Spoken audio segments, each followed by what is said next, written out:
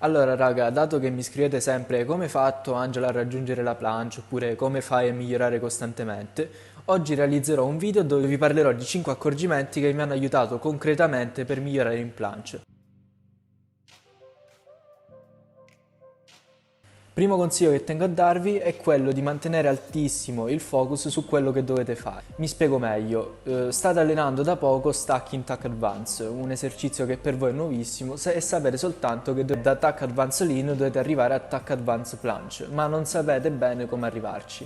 Quindi quello che pensa una persona normale è ok, sollevo le ginocchia e basta e arrivo in planche. Invece no. È importantissimo ragionare sul gesto e capire che cosa si deve fare con un determinato esercizio. In questo caso è importantissimo pensare alla depressione e protrazione scapolare e a tutte le varie attivazioni di gambe, addome, eccetera. Questo è utilissimo per due motivi principalmente. Il primo motivo sicuramente perché vi permette di essere molto più tecnici e quindi di rendere l'esercizio più efficace. E poi secondo motivo per avere un miglior feeling appunto con l'esercizio stesso e sentirvi molto più a vostro agio.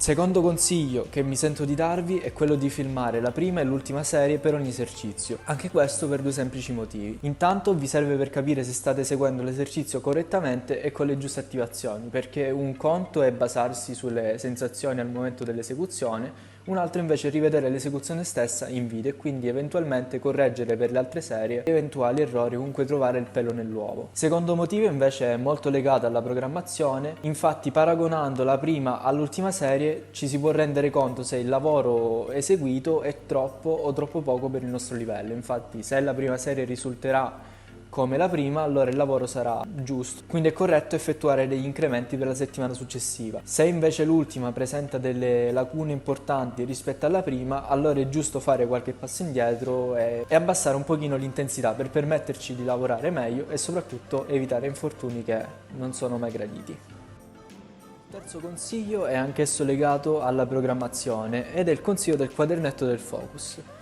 Cos'è questo quadernetto? Non è altro che magari un'agenda o un quaderno, anche una semplice pagina di Word, dove appunterete serie per serie, ripetizione per ripetizione, tutte le vostre sensazioni su ogni esercizio. Questo è molto utile per programmare al meglio gli incrementi settimanali e soprattutto in modo molto preciso. Ricordo infatti che è importantissimo andare ad effettuare degli incrementi settimanali per avere un miglioramento costante. Questo ovviamente dove possibile senza eccedere.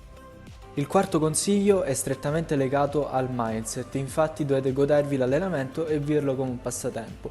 Quest'ultimo non deve né stressarvi né annoiarvi, sta a voi trovare infatti qual è l'esercizio che più vi piace allenare o la metodologia con cui vi trovate più affini. È giusto precisare ovviamente che non si può allenare solo ciò che piace, perché molti esercizi che a primo impatto ci sembrano noiosi in realtà sono molto più utili all'interno della programmazione. Eccoci arrivati finalmente al quinto ed ultimo consiglio, anch'esso molto legato al mindset. Il consiglio che vi do è infatti di non demoralizzarvi nel caso un allenamento non vada come vorreste, infatti è normale avere dei momenti no, che siano causati da uno stress eccessivo o da un aumento di peso, comunque tranquilli che è normale e tutto passeggero. Quello che vi consiglio di fare sul momento è di valutare la vostra condizione fisica attuale, vedere cosa siete in grado di fare e di conseguenza andare ad agire sulla programmazione e sull'allenamento. Ci tengo infatti ragazzi a precisare che l'allenamento secondo il mio punto di vista non è una gara contro nessuno e vi deve fare stare bene sia fisicamente che mentalmente. Poi soprattutto è meglio fermarsi magari un giorno che 2 settimane o addirittura mesi a causa di un infortunio più grave. Questo video termina qua. Ovviamente i consigli che vi ho dato non vi faranno passare in un giorno da un livello A ad un livello Z, ma sicuramente nel tempo con costanza e dedizione vi aiuteranno a migliorare più velocemente.